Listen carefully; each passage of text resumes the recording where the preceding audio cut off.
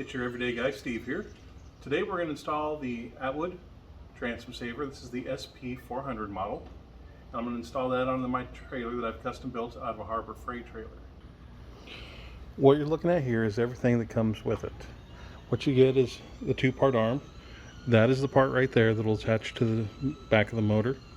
That's the part that will attach to the roller if you have one. If not, you'll remove that in and you'll attach it to that right there, which will secure with that pin that's right there next to it. One thing it doesn't come with is a whole lot of instructions, and the reason that is because it's not really all that much to install it. So let me show you what we're going to do to install it. To install it, you really only need two tools. The first thing you need is a drill, and with a bit that will cut through metal. What I like to use is I always like to use a step bit, and the reason is that if you use a traditional drill bit, you're going to have to switch the bit out because you have to start with a small hole. So if you start with a full-size hole, you're not going to be able to dig into it. So you start with a smaller hole and work your way up. So on a step bit, you can see it's got several steps. One thing I like to do on a step bit to make it easier for me is I like to go and I like to color in the black right step after, so that way I'm drilling too deep. So as I'm drilling, I look and I see that, and that's when I stop. The other tool you're going to need is an 11mm wrench. This wrench I've used here, it's a little socket wrench. And that's nice because I don't have to take it off and continually back it on.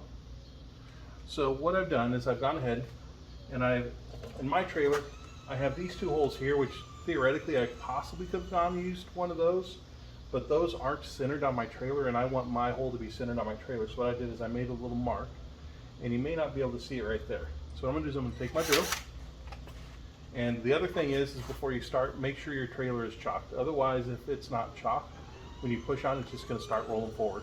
So I do have the chocks in place on mine, so I can put some good force behind it and not worry about it rolling away on me. So what I do is I get my drill bit in right there, and I start out slowly to kind of get my hole started.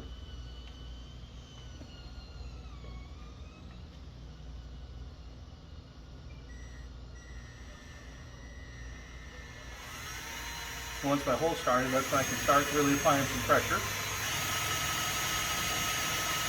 So there's my drill going in. The hardest part is going to be getting to that first hole. Now to that first hole, now you can see that step drill bit just going right in there. And so I've drilled it all the way in. The next thing I'm going to do is I'm going to check and make sure that my hole is the right size for my screw, which it's just the perfect size. So the bolt that comes with it is a carriage bolt. What a carriage bolt is, got a flat head and a little square end right there, and that square end is going to fit right there and keep it from spinning. So I'm going to put that right in that side. And the next thing we're going to do is we're going to put the screw right in the hole there.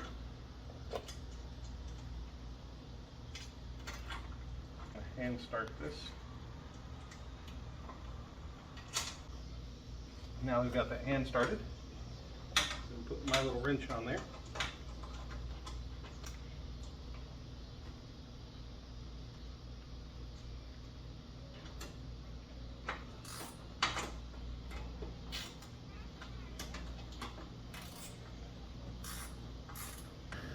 Now I've got the mount securely placed onto the trailer frame.